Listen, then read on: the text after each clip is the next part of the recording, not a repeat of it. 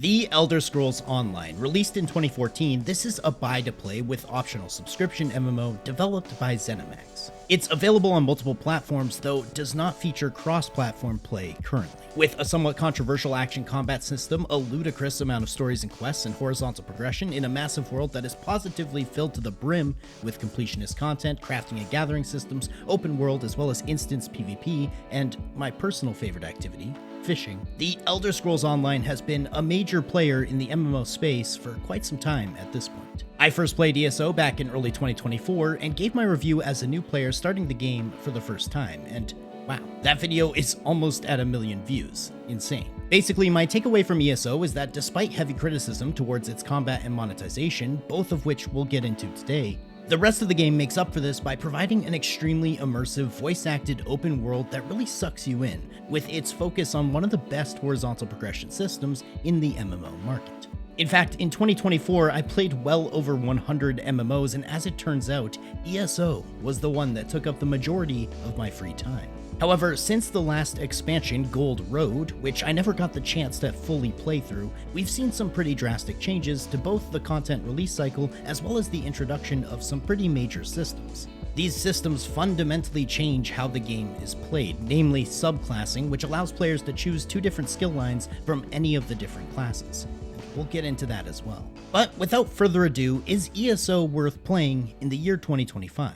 Let's find out. So upon logging into the game, I was first prompted to purchase the 2025 Content Pass, which I was a little confused about. You see, ESO already has a subscription-based system known as ESO Plus, which generally grants you access to all of the DLC within the game, minus whatever the most current content actually is. But apparently, after the last expansion, Gold Road, and when I last played, Zenimax decided to restructure their content release model. Where before they would release one major expansion, usually sometime around June of every year, they've now decided to go with a seasonal pass method. But really, it's basically the same thing. I mean, there's going to be 4 major updates within 2025, all revolving around this season of the Worm Cult. And by purchasing the Content Pass, you'll get access to all of this, and it's a permanent one-time purchase, so it's not like a subscription at all. I already have lots to catch up on with Gold Road alone, so I decided to leave this for the time being. I might potentially purchase it later on. The nice thing with the heavy focus on horizontal progression within ESO is that you still get access to the vast majority of the game, as well as its systems and tons of content without ever having to purchase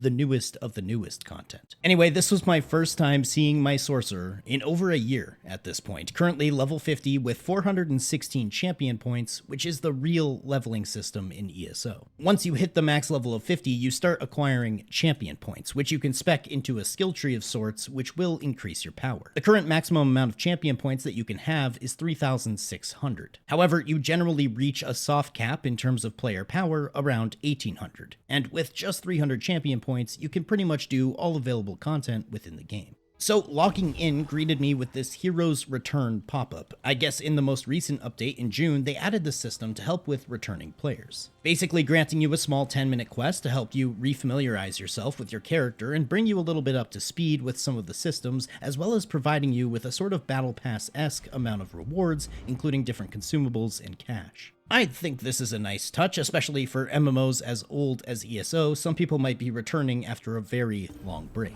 One thing I already noticed is my inventory was basically completely full, and I would probably have to purchase ESO Plus once again. You see, ESO Plus grants you access to something known as the crafting bag, and people say this is optional, and I wholeheartedly disagree. The crafting bag stores literally hundreds and hundreds of different crafting materials which you constantly come across in the game, from searching, gathering, deconstructing, or otherwise interacting with basically anything. I wouldn't wish playing ESO without a crafting bag on my worst enemy. And so that's why I generally consider it to be a non-optional subscription. But I mean, there are some masochists who play the game perfectly fine without it, so hats off to them, I guess. But either way, I'll be purchasing ESO Plus once again. So looking into my champion points and build, I don't quite remember what I was going for. And now that there's a new system known as subclassing, where I might potentially be drastically changing my current setup, I decided to leave this for now as I refamiliarize myself with everything else. Anyway, into some combat. Now, I've always staunchly defended the Elder Scrolls combat system. I feel like people are a little bit too harsh on the game when it comes to criticizing the combat within ESO.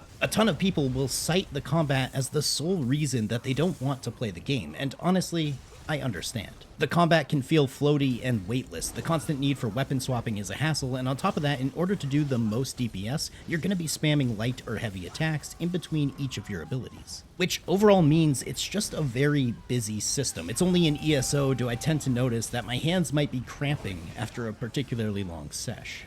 With that being said, I don't think it's inherently bad, and there's also a ton of room for build variety and skill expression. You don't need to be doing max DPS at all times within the game. Really, except for the very hardest and very endgame content, most of the game you can coast by completely fine doing a mere fraction of what might be considered optimal DPS. There's pros and cons to the combat in ESO, and I think Zenimax could benefit from potentially looking into more solutions to some of the complaints. But with that being said, there's no way it's bad enough for me to consider not playing the game altogether, and I think generally the pros and cons even out, but that's just me personally. I thought that was a pretty cool way to introduce me back into the game, and it incentivizes returning players to keep logging in with this reward track. On top of that, after finishing the Hero's Return quest, I was introduced to the Golden Pursuit system, which I guess was introduced in Update 44 back in October of 2024. This system follows a typical 10-day cycle with new challenges and activities and goals for you to pursue while playing the game. More things and activities to do is totally fine by me, but I'll admit some of the challenges are pretty simple, such as drink a stat boosting potion, but I'll always welcome additional rewards and things to do. Anyway, now that my reintroduction to the game was complete, I figure I better start catching up on some of the content from Gold Road. The last story quests that I finished were from the Necrome expansion, which I thought were pretty amazing. From story to art style and graphical feel, it was a really immersive experience, so I was definitely looking forward to the Gold Road quests. These take place in a new area known as Westweald. So I teleported to Skingrad, the main city within this new zone, and honestly, it looked pretty fantastic. This is pretty typical Elder Scrolls style and fashion, and there's nothing wrong with that. If it ain't broke, don't fix it. While ESO's graphics are starting to become slightly dated, I still think it's one of the more beautiful looking MMOs on the market, and with so many different iconic and cool looking areas with interesting geography and a use of different colors, it just looks good. Now, for some reason, one of the first story quests actually granted me a Wayshrine Unlock scroll, which unlocked all the fast teleports within the area. At first, I was a little disappointed because part of the fun of new areas is the need for exploration, as you want to complete the new map. But also, there are add-ons at this point that will teleport you around and get you all of the Wayshrines within the game completely for free anyway, by using a system of teleporting to friends or guild members. And so there might as well be an item that sort of skips that process. Plus, there's still plenty of reasons to explore a new zone, from delves to public dungeons and group bosses, points of interest, sky shards, etc. All in all, I found the Gold Road quest to be pretty fun, albeit a little short. It only took me about 3 or 4 hours to actually complete the entire story. And if I remember correctly, the Necrome quests took quite a bit longer. The new zone Westweald is broken up into a few different distinct areas that all have their own unique sort of look and feature different enemies, and the story quest takes you through all of these. It definitely had some pretty epic moments and even some good callbacks to previous storylines, but I think part of the reason that the story quests within Gold Road fell so short is because scribing. You see, scribing was a new system also added within ESO, which basically allows you not only to take certain skills and to change their appearance, but also through getting a multitude of unlocks and items available through gameplay, you are able to completely change how a skill functions. First, you'll find a grimoire, which is sort of just the base normal skill. Then you'll find a focus script, which will dictate if it does damage or heals or stuns, and after that you'll find a signature script, which adds a secondary unique effect, such as restoring mana or damaging shields. And finally, you'll find an affix script, which will grant a major or minor buff. You do all of this using a base ingredient known as luminous ink, which basically acts as scribing's currency. All of this scribing can be done at a scribing altar, and all of this can be unlocked by doing the scribing questline. So in order to first access the quest, you'll find it for free in the crown shop called the Second Era of Scribing. After this, you'll be teleported to a new location known as the Scholarium, where you'll be introduced to a crow, who is going to teach you how scribing works using the altar. After you complete this first and easy section of the quest, you'll unlock a new vendor. This vendor will sell scribing specific items such as scripts and grimoires, and beware, they're not necessarily cheap. And on top of that, there are 5 other doors within the Scholarium, each featuring its own questline. The Indrik, the Netch, the Griffin, the Dragon, and finally, spoilers here, the Crow itself. Every time you complete one of these quests, you'll be rewarded with more luminous ink, a new appearance for another ability, and the scribing vendor's shop will increase, and you'll be able to unlock and purchase more scripts and grimoires. The questline was actually pretty cool, featuring all kinds of challenges and puzzles and riddles. I had to solo a world boss, and at one point I had to participate in an instanced battleground match. And this was really strange for me. It seems they've completely updated the battleground system in ESO, and I'm not gonna lie, I hate it. So prior to Update 44 in October of last year, when you signed up for a battleground, you would be placed into a queue where you would eventually join a team and face off in a 3-team format of 4 versus 4 versus 4. These have now been completely replaced in favor of a 2-team system where you'll either have 4 people on a team or 8, depending on the game mode. Apparently this makes for better matchmaking in terms of skill, but it also has decreased queue times. However, personally, I thought the 4v4v4 system was really unique, and I used to have a ton of fun in Battlegrounds. This new system has taken a bit of the uniqueness factor away from that, and it just feels kinda bland. Also, prior, if there was one team who was clearly outperforming the others, there were these niche scenarios where the 2 weaker teams could sort of work together to overpower the stronger team. But now if you're getting pub stomped, there's not much wiggle room, you just kinda gotta take it. But anyway, back to scribing, I finally finished unlocking all of the different additions to the skill through this questline. And there are still plenty more grimoires and scripts to be found elsewhere in the world from basically any and all content, from world bosses to PvP to daily quests to achievements. It's just another reason to go and complete basically everything you possibly can. Now, taking a look at the Magicka Sorcerer build that I was following when I last played this character, there have been some minor changes. But unfortunately, with scribing and even subclassing, there have been very little changes that actually benefit sorcerers.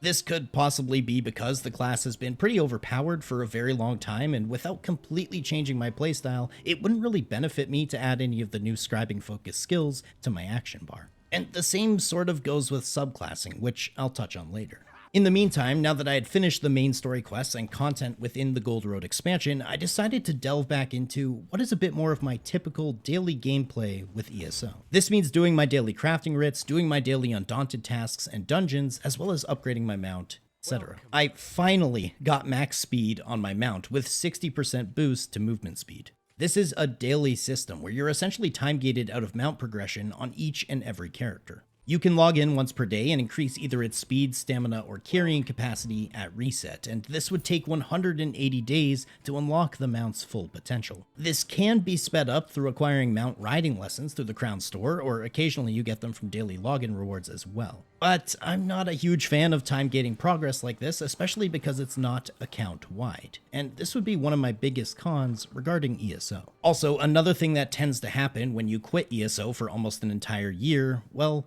your guilds tend to drop you. Often guilds in ESO actually charge a fee for staying in them due to them having a really active or lucrative trader location, and most guilds will kick you for inactivity, especially if you're gone for a year. But in ESO, you can be in 5 guilds at a time, and these are pretty essential to your progression, not only in terms of getting into trials or endgame content or going on world boss runs and other group-oriented things, but also because the player trading system within ESO is dependent on having a guild. So every guild will have a guild trader, which is an NPC that's located in one of the main cities across the game. And this is how you're going to sell items to other players within the game. That's why guilds can charge such a high fee for being in some of the most sought after trading guilds, because they generally have an NPC that's in a really high traffic or popular trading location. Some people obviously absolutely detest this system, and I can understand why. It's certainly not as simple or easy to use as just say an auction house or a grand exchange. However, this system also has its benefits. First of all, this creates a much more player-driven economy that can't be dictated by a central trading system. The developers can't really artificially have control over the price of items the same way that they can in a game with a centralized system. And due to this, supply and demand are much bigger factors. Furthermore, there's a massive potential for profit. Finding the right item and gaming the system, if you will, by flipping and paying attention to the market is how some players dedicate 100% of their time to the game. This creates a whole separate subsect of the player base who is playing the game completely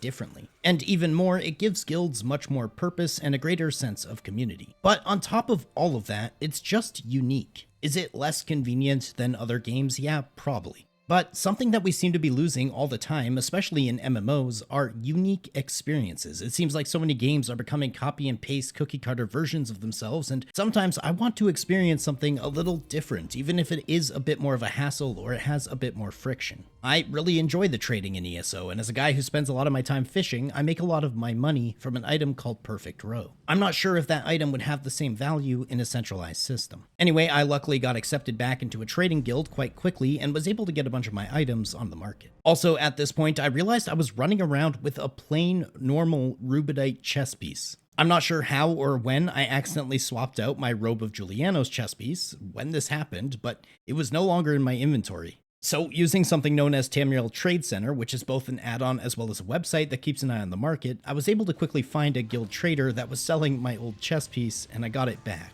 along with its proper enchantments. I wonder how long I've been running around with a normal rubedite chest. That's amazing. And speaking of add-ons, you've probably noticed throughout this video that my user interface has changed slightly, and that was due to me re-downloading most of the add-ons that I had prior. I didn't completely remember all the ones that I had before, and add-ons in ESO are definitely not as streamlined as they are in World of Warcraft or other MMOs. They require libraries and additional add-ons, they don't function quite as optimally, and they don't have the same level of easy-to-use settings and customization. On top of that, of course, add-ons only work on the PC version and not any of the console versions of the game. And if I'm being completely honest, some of these add-ons provide so much quality of life that it might be difficult for me to play the console version of ESO. For example, there's add-ons that can show you every location of every lore book, sky shard, chest, gathering location, quest location. You name it, if it's something you need to find, there's an add-on that will show you exactly where it is. Furthermore, there's auto-crafting add-ons that speed up and automate your daily RIP process. There's add-ons that unlock every way shrine in the game, like I mentioned, and plenty more beyond just that. So, safe to say, they add a huge amount of quality of life to the PC version that's unfortunately just not available for the console players. Now, let's talk about subclassing. This is the brand new system that ESO added in June, which basically allows you to switch one of your class's skill lines and swap it out for any of the other classes' skill lines. And you can do this twice. So for example, me as a sorcerer, I could choose to have a second skill line from a Nightblade and a third skill line from a Templar,